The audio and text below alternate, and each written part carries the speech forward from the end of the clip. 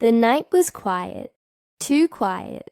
I could hear the ticking of the old wall clock echoing through the kitchen, like it was counting down to something I didn't want to face. I sat there with my glasses halfway down my nose, sorting tiny travel bottles into plastic bags. I'd been planning this trip for 3 years. Hawaii, the place James and I always dreamed of visiting before he passed. I wanted to go there with my son and his family, make new memories, maybe feel a little less alone. I had even written each grandkid's name on the small gift bags I'd made for them. Bright colors, seashell stickers, and little keychains that said, "Aloha, Grandma loves you." It felt like my way of saying, I'm still part of this family. Then my phone buzzed, just once. I thought it was Nathan telling me he was on his way, maybe asking if I'd packed sunscreen for the kids. But when I looked, the words on the screen made my stomach twist. "You won't be joining us, Mom. Tanya wants to keep it just her family. You've already done your part by paying." For a second, I couldn't even process it. I just stared at the message, my heart hammering in my chest. I read it again, slower this time, hoping maybe I'd misunderstood. But no, I hadn't. My own son was uninviting me from the trip I had planned, organized, and paid for. The silence in that kitchen felt heavy, like the air itself had stopped moving.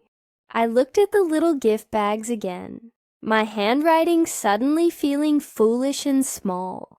I'd spent months putting them together, thinking I'd see my grandkids' faces light up when they opened them. I could almost hear their laughter in my head. But now it all felt meaningless. I felt like a ghost in a house full of memories that didn't want me anymore. I tried to tell myself there had to be a misunderstanding. Maybe Tanya was stressed. Maybe Nathan would call back and explain everything. But deep down, I knew better. Tanya had never liked me much. Too controlling, too involved, too old-fashioned, she used to say. And Nathan, well, he always chose peace over confrontation, even if it meant hurting me. I sat there, trying not to cry. I didn't want to give the situation that power. But as the minutes passed, the tears came anyway, quiet, warm, and slow. It wasn't the kind of crying that makes noise. It was the kind that drains you, the kind that leaves you hollow. I wiped my eyes and whispered to the empty kitchen, "After everything I did, this is how it ends." I got up, walked to my desk, and turned on my laptop. The glow from the screen lit up the dark room. I opened the folder labeled Hawaii Trip. Every receipt, every booking confirmation, every itinerary I'd carefully planned was right there.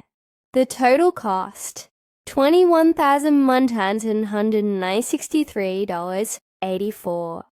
My entire retirement bonus, plus months of small tutoring jobs I'd picked up just to make it special. I stared at that number for a long time.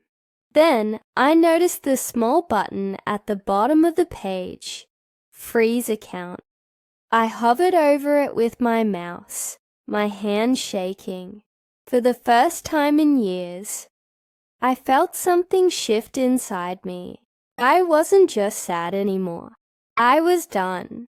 Done being the one who gave and never got anything back. Done funding the same people who couldn't give me a seat at their table. I thought about all the times I said yes when I should have said no. Babysitting last minute, paying bills I didn't owe, pretending not to notice when Tanya rolled her eyes at me. I thought about James, about how he always told me I was too soft, that one day they'd take advantage of it. Maybe he was right, but I didn't click freeze just yet.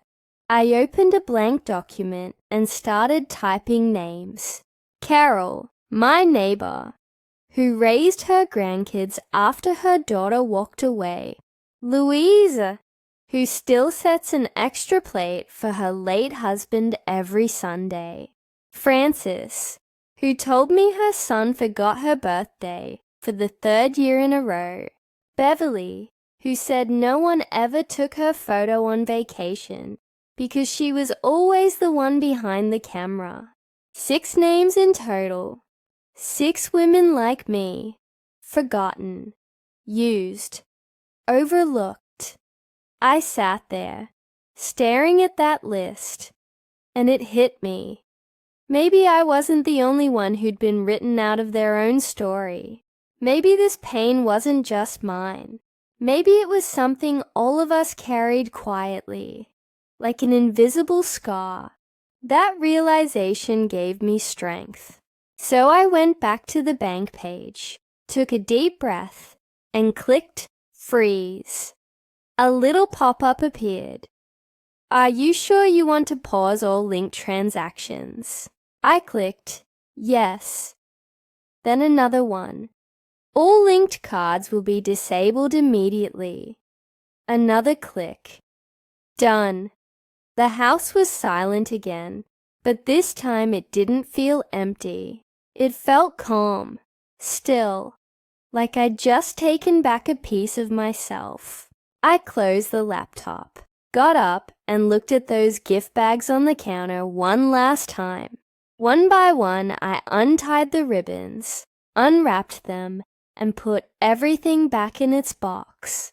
Every unwrapped bag felt like a small goodbye to the version of me who never said no.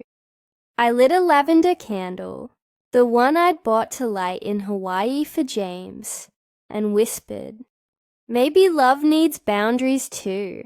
As the flame flickered, I thought about what they'd do when they realized their cards didn't work. I imagined Tanya's face at the airport counter, her voice getting louder, Nathan trying to calm her down.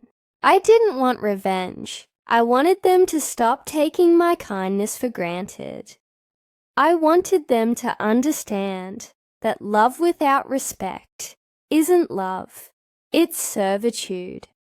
I sat there until the candle burned halfway down, the wax dripping over the rim like the years I'd poured into keeping everyone else happy. And for the first time in a long while, I didn't feel guilty. I felt free. Maybe they'd call me names. Maybe they'd say I was cruel. But maybe, just maybe, they'd finally see me. I blew out the candle, the smoke curling up like a quiet secret, and whispered, let's see how far they get without me. Then I turned off the lights, leaving the kitchen dark, except for the moonlight shining through the window. It felt peaceful, final, almost like closure. But deep down, I knew this wasn't the end. This was just the beginning of something I should have done a long time ago. And as I walked to my room, I couldn't help but smile, because for the first time, I wasn't waiting for an apology. I was writing my own ending. 2 weeks passed before I heard from Nathan again. The first few days after he left, I kept expecting the phone to ring. Maybe an apology. Maybe just a small sign that he understood. But there was nothing, only silence. I'd wake up, make my coffee, sit by the same kitchen window, and watch the mailman stop by the house like always. Every day looked the same, except now. It didn't feel empty. It felt peaceful. For once, I wasn't walking on eggshells, waiting for someone to need me. Then, one Thursday evening, I heard a knock at the door. A soft one this time. When I opened it, it wasn't Nathan. It was Emily. She was standing there with her backpack and a nervous smile, holding a small pink envelope in her hand. "Hi, Grandma," she said quietly. "Mom and Dad are fighting again. Can I stay here tonight?" My heart broke and swelled at the same time. "Of course, baby," I said, pulling her into my arms. She smelled like strawberries and summer air. I hadn't realized how much I'd missed that feeling. She handed me the envelope. It was a letter from Nathan. "Mom, I've been thinking a lot about what happened. I know you were hurt. Maybe you had every right to do what you did. But Tanya hasn't let it go. Things have been rough at home. I don't know how to fix it anymore. Nathan, no apology, no real ownership, just confusion, guilt, and fear." But I could hear something in his words. Maybe not regret, but the beginning of it. I folded the letter and looked at Emily, who was sitting at the table eating cookies. She looked up and said softly, "Daddy said you were mad at us." I smiled a little. "No, sweetheart, I'm not mad. I just needed some time to remember that I matter too." She nodded like she understood more than any adult ever could. "Daddy cries at night sometimes," she said suddenly. "He thinks I don't hear, but I do." That night, I tucked her into bed, kissed her forehead, and sat beside her until she fell asleep. The sound of her slow breathing filled the room like a lullaby I didn't know I needed. After she drifted off, I went into the kitchen and made myself a cup of tea. The house was dark, except for the small lamp on the counter. I stared at the window, seeing my reflection in the glass. A tired woman, yes, but also a woman who had finally stopped breaking herself to keep others comfortable. The next morning, I took Emily out for breakfast.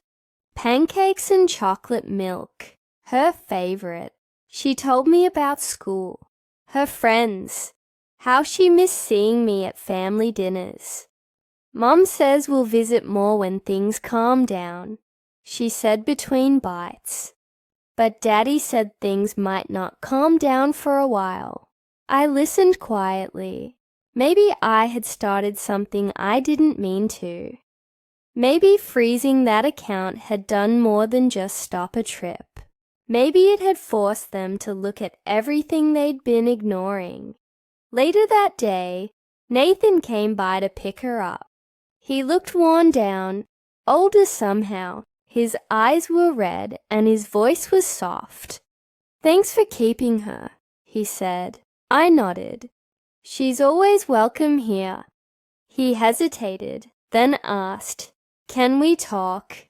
We sat on the porch, the afternoon sun washing everything in a golden haze. He rubbed his hands together, staring at the floor. "Tanya left," he said finally. "She took the kids' things, said she needed space. I don't even know what that means anymore." I didn't know what to say. I wanted to comfort him, but I also wanted to stay strong. "I'm sorry, Nathan," I said quietly, "but maybe space is what you both need. Maybe it's time to figure out who you are when you're not trying to please everyone." He looked up, his eyes meeting mine. "That sounds familiar," he said, half smiling through the sadness. "I guess I learned that from you." We sat there for a while, not talking, just watching the sun sink lower. He finally said, "You know, I thought freezing the account was cruel, but now I get it. You weren't being cruel. You were setting a line." I nodded. "Boundaries aren't walls, Nathan. They're doors with locks. You decide who gets a key." He took a deep breath and nodded slowly. as if he was trying to absorb every word. "I don't know if I can fix everything with Tanya," he said, "but I do want to fix things with you." For the first time in a long while, I saw the boy he used to be, the one who brought me flowers, who believed I could fix anything. Maybe he was finally learning to fix things himself. A few days later, he started coming by more often, sometimes with Emily, sometimes alone. We'd sit in the backyard, drink lemonade, and talk about small things. It wasn't perfect, but it was honest, and honesty was something we hadn't shared in years. One evening, while we were sitting there, Nathan asked, "Do you ever regret what you did?" I thought about it. The hurt, the silence, the guilt. "No," I said. "I regret not doing it sooner." He smiled faintly, a tear glinting in his eye. "You know, Emily keeps saying she wants to go to Hawaii with you." I chuckled softly. "Maybe one day, when the time's right." He nodded. "She said you told her love needs boundaries." "I did," I said, smiling. "Because love without boundaries isn't love, it's exhaustion." As the evening air grew cooler, he stood up to leave. Before he walked to his car, he turned and said, "Thanks, Mom, for everything, even the hard parts." After he left, I sat alone under the fading sky, listening to the crickets start their song.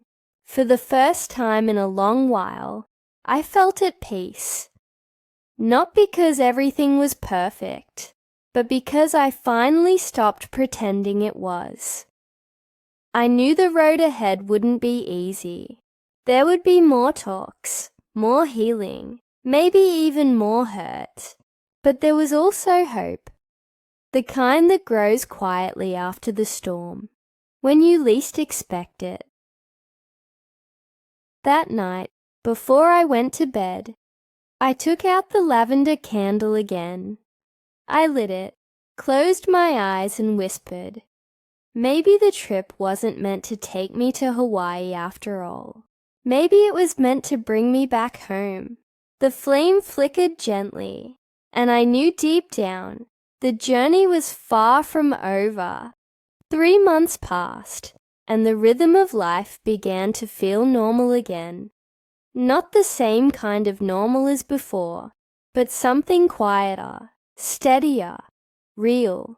I started waking up early, taking morning walks down the road where the air smelled like wet earth and pine. My joints ached a little more these days, but so did my heart when I sat still too long. Nathan would visit every weekend with Emily.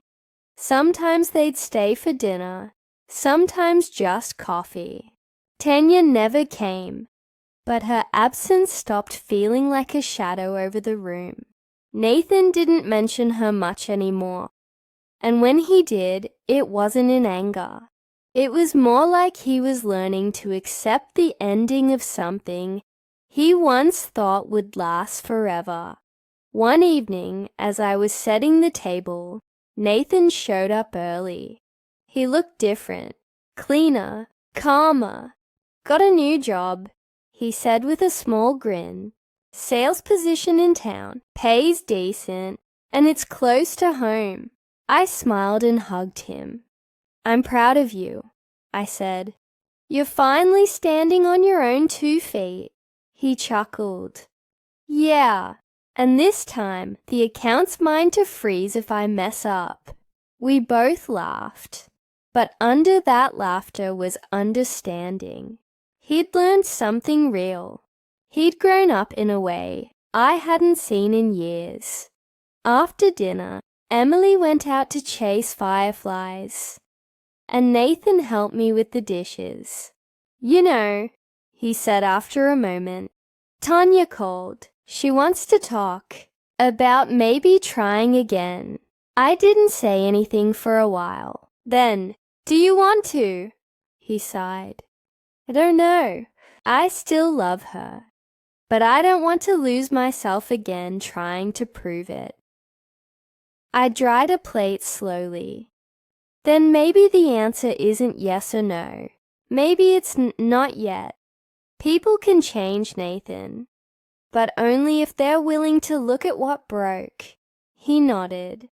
You think she'll ever forgive me? Maybe, I said softly, but that's not the point.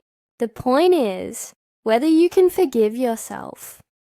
He didn't answer, but I could see something in his eyes shifting. That fragile blend of guilt and hope that comes right before someone decides to move forward. A few days later, Emily stayed the weekend again. She followed me everywhere, helping in the garden, folding laundry, even sitting beside me while I read my old mystery novels. She was growing fast, too fast, with her father's eyes and her mother's stubborn streak. On Saturday morning, she asked, "Grandma, can you tell me the story again? The one about the frozen account?" I laughed softly. "Why that one?" "Because it's funny," she said, giggling. "Daddy says that's when you became a superhero." I smiled, shaking my head. "A superhero? No, sweetheart. I just became a woman who stopped saying yes when she meant no." Her little face turned serious. "That's kind of like magic though, isn't it?" And in a way, she was right. Setting boundaries is a kind of magic. The kind that protects your peace instead of pleasing people. That night, after I tucked her in, I went out to the porch and sat with my tea. The air was cool, the stars sharp and bright. The world felt alive again. My phone buzzed. A message from Nathan. "Mom, Tanya and I are meeting tomorrow. I just wanted to say thank you for showing me what strength looks like." I didn't reply right away. I stared at the message for a long time, my heart full but calm. The next morning, he called. His voice was steady. "We talked," he said. "It wasn't easy." She cried. I cried. But we didn't fight. We just talked. "That's good," I said quietly. He took a deep breath. "We're not getting back together right now, but we're trying to be kinder. For Emily, for ourselves." I smiled into the phone. That's the best kind of start. Over the next few weeks, I noticed subtle changes. Nathan began taking Emily to her school recitals again. He started cooking, redecorating his small apartment, filling it with plants and light. He even started therapy, something he'd once called nonsense. One Sunday, he brought Tanya with him. I didn't expect that. She stood awkwardly at the doorway, holding a small bouquet of daisies. "Hi, Mrs. Walker," she said. I wanted to apologize for everything. Her voice trembled, but her eyes were sincere. I hesitated for a second, then smiled gently. "Come in, Tanya. There's no need for apologies today. Just honesty." We sat together, the four of us, me, Nathan, Tanya, and Emily, at the dinner table, laughing softly about old memories. It wasn't perfect. There were moments of quiet tension, a few glances that carried too much meaning, but it was a start. After dinner, as Tanya was leaving, she turned to me. "You know, when you froze that account, I hated you," she said with a nervous laugh. "But now I get it. You were teaching us something I was too stubborn to see." I smiled. Sometimes love looks like taking away the thing that's hurting us. even if it makes people angry first. She nodded. I think I finally get that. When they left, I stood at the doorway, watching them walk down the path together, Emily skipping between them. It hit me then. Sometimes the hardest things we do for love don't break families. They rebuild them. That night, I lit my candle again, the same lavender one. I sat in the glow and whispered to myself, peace doesn't come from being needed. It comes from being understood. I didn't know what the future held for Nathan and Tanya. Maybe they'd find their way back to each other. Maybe they wouldn't. But I knew this. They were both growing, both healing, and that was enough. As I blew out the candle, the smoke curled into the air like a final whisper of the past, fading slowly into the calm. But deep inside, I could feel something shifting again. A new chapter quietly waiting to begin. A year later, everything looked different. The air in my house didn't feel heavy anymore. It felt alive. The garden was full again. New flowers, new life. I had started painting, something I hadn't done in 30 years. Every brushstroke felt like reclaiming a piece of myself I had once given away. Nathan had moved into a small house across town. He came by often, sometimes just to fix a leaky pipe or mow the lawn, other times just to talk. Tanya and he weren't officially back together, but they had found a rhythm, one built on respect, not resentment. They co-parented like a team now. And Emily?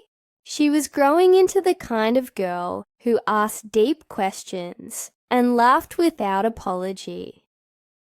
One Saturday morning, I was sitting on the porch when Nathan pulled up. Emily jumped out of the car first, holding something behind her back. "Close your eyes, Grandma," she said, bouncing with excitement. I laughed and did as she said. "Okay, they're closed. Now open!" she shouted. When I did, she was holding a little scrapbook. On the front, written in her uneven handwriting, were the words, "For Grandma, our story." I opened it slowly. Inside were pictures of us. Me and her in the kitchen. Me and Nathan laughing on the porch. Even one of me holding a half-burnt lavender candle. Under each photo, Emily had written a small caption in colorful markers.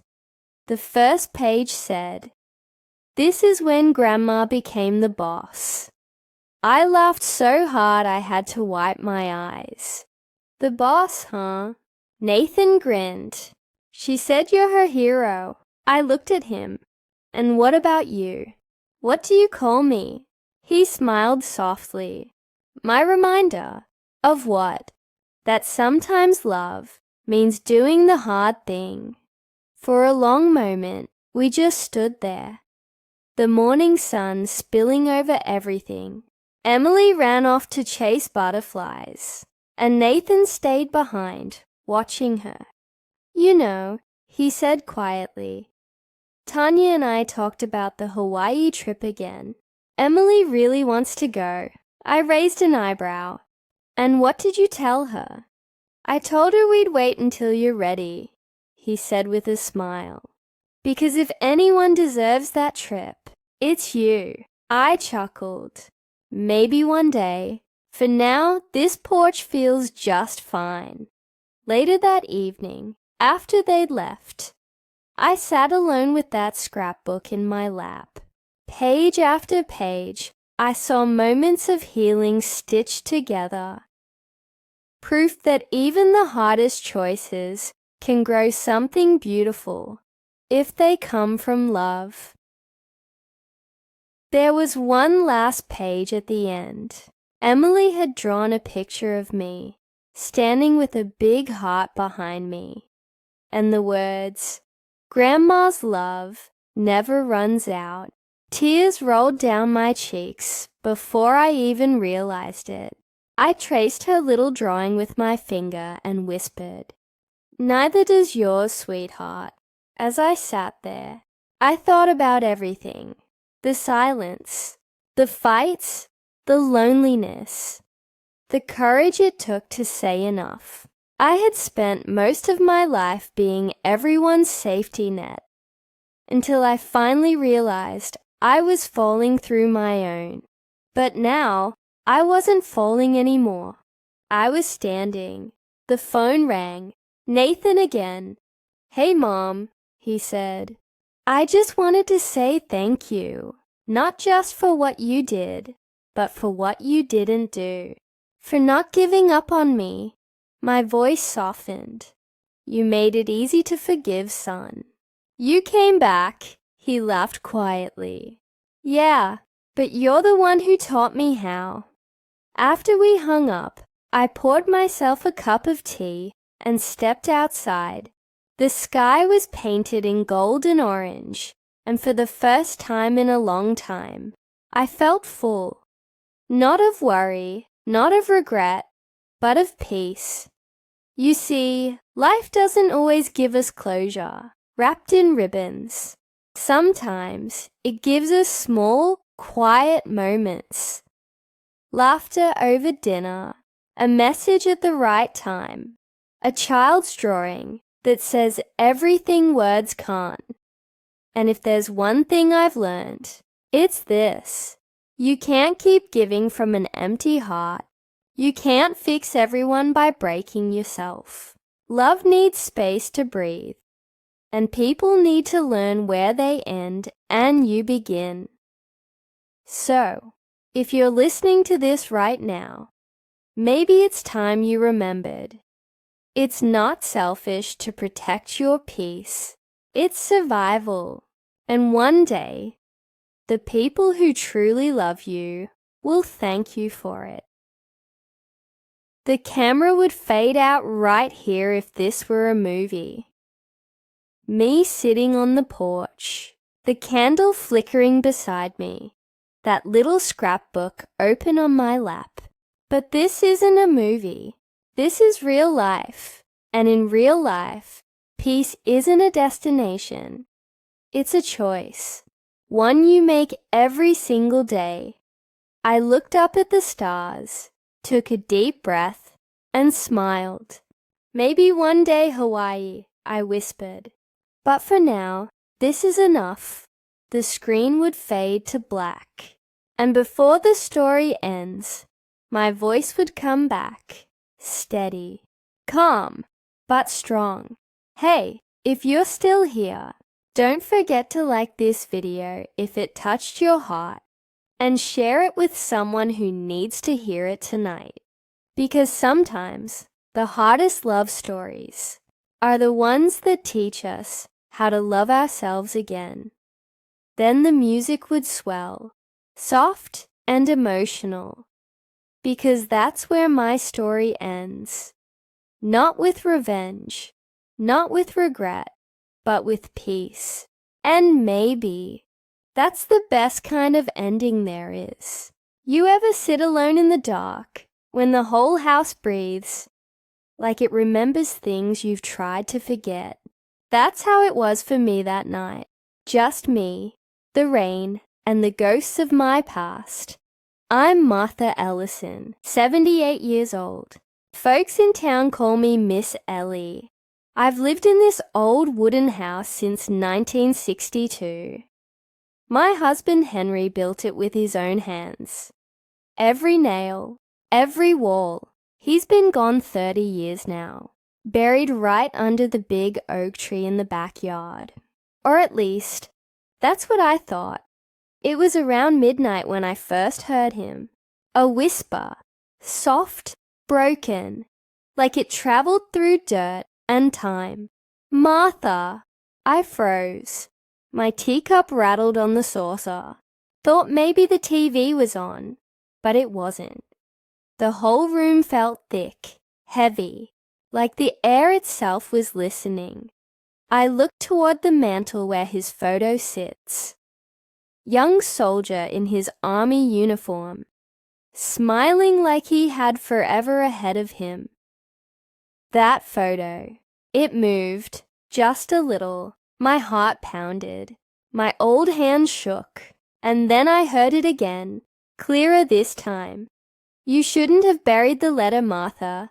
I dropped my tea. It shattered. Nobody, not one living soul, knew about that letter. That night's sleep wouldn't come. I sat in my rocking chair and thought about 1965. The year Henry came home from the war. He wasn't the same man. He carried silence like a wound. Sometimes he'd wake up screaming, sometimes crying, sometimes just staring out that same window. But the worst night was the night he never woke up again. Folks said it was a heart attack. I knew better, because that night we fought over that letter. He told me if anything ever happened to him, I should destroy it, burn it, but I couldn't. I buried it instead, right in his coffin, folded inside his jacket pocket. I thought it would stay there forever. I was wrong.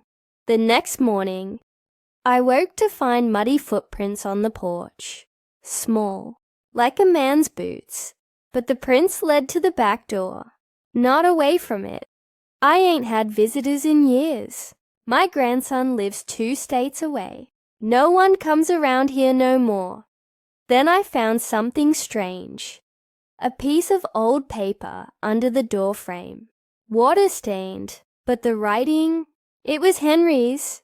Don't let them find it. My knees near gave out. Find what? I whispered to no one.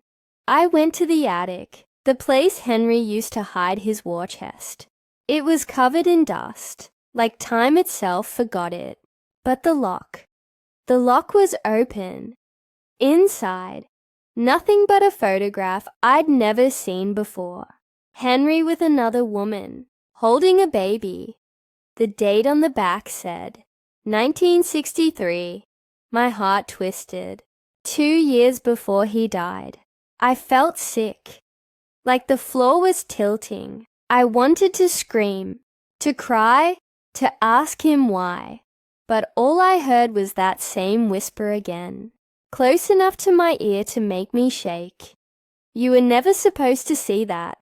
The lamp beside me flickered. The air turned cold. I stumbled down the attic stairs, every step creaking like the house was warning me to stop. But I couldn't stop. I had to know. That evening I heard a knock on my door. No one knocks here. Not after dark, not in this weather. I opened it slow, and there stood a man, soaked to the bone, holding a yellowed envelope. Mrs. Ellison, he said. I nodded barely. This was found in the old church archives downtown. It's addressed to you. From Henry Ellison. I took it, hands trembling. The seal was broken. Inside was a single page, half burned, the ink smudged. If you're reading this, Martha, it means I couldn't fix what I did. Forgive me. The truth's buried deeper than the oak roots. That's all it said. I looked up to ask the man where he found it, but he was gone, vanished into the rain, and that's when I knew. Whatever Henry did, whatever secret he took to his grave, it's not staying buried anymore, because now it's coming for me. And if you think the dead can rest easy, you've never heard them whisper your name. The next morning, the storm was gone, but the silence it left behind was worse. You ever feel like the world's holding its breath, waiting for you to open the wrong door? That's what it felt like the whole house was watching me. I sat by the window with that letter, reading those words again and again. The truth's buried deeper than the oak roots. I looked out back. That same oak tree, old as sin, branches twisting like bones. That's where Henry rests. Or at least I thought he did. I don't know what came over me. Maybe guilt, maybe fear, maybe both. But by sunset, I was out there, shovel in hand, the dirt soft from last night's rain. Every scoop felt heavier than my bones. I kept telling myself, Martha, you done lost it. You're digging up a man who's been gone 30 years. But something deep inside whispered, keep going. The smell of wet earth filled the air, and my hands blistered. Then, the shovel hit something, hard. I brushed the dirt away and saw wood. The coffin. My heart near stopped. I didn't open it, not yet, but beside it, I found something else. A tin box, rusted, sealed tight. I pried it open with a knife, and inside, a bundle of old papers, army records, and a small photograph. Henry again, only this time, he was standing next to a man who looked just like my father. But my father died when I was 12. And written on the back of the photo, Operation Candlelight, 1952, I whispered. Lord help me, what did you do, Henry? I took the tin box inside and spread the papers on the kitchen table. Some were military files stamped confidential. One envelope had my name, Martha E. Ellison. Do not open. I opened it anyway. Inside was an old cassette tape and a note. If you ever hear my voice again, it means they found me. Play the tape! My hand shook as I slid that tape into Henry's old player. The static hissed. Then his voice came through, weak, trembling. Martha, if you're listening, I couldn't tell you the truth. Not then. The war wasn't what they said it was. We were ordered to bury something. Not bodies, not weapons. Secrets. Secrets that could ruin men. I tried to walk away. They wouldn't let me. So if they come looking, don't trust anyone. Even your own blood. The tape cut out. My chest tightened. I stared at that line. Even your own blood. That's when my phone rang. Unknown number. A man's voice. Mrs. Ellison, this is Agent Carter. We'd like to ask a few questions about your husband's service files. My heart dropped. How did you get this number? I asked. We found something under the church archives. It's best you don't dig any further. Click. He hung up. That night I couldn't sleep. The house felt colder. The whispers came back, soft at first, then clearer. Martha, it's not them, it's him. I turned toward the hallway, and there he was, Henry, standing by the door, not young, not old, just as he was the night he died. Henry, I whispered. He looked at me with sorrow so deep it could drown the world. I never meant to hurt you, he said. I lied to keep you safe. That letter, it wasn't about the war. It was about our son. My breath caught. Our son? You mean David? He shook his head. No, the other one. My knees gave out.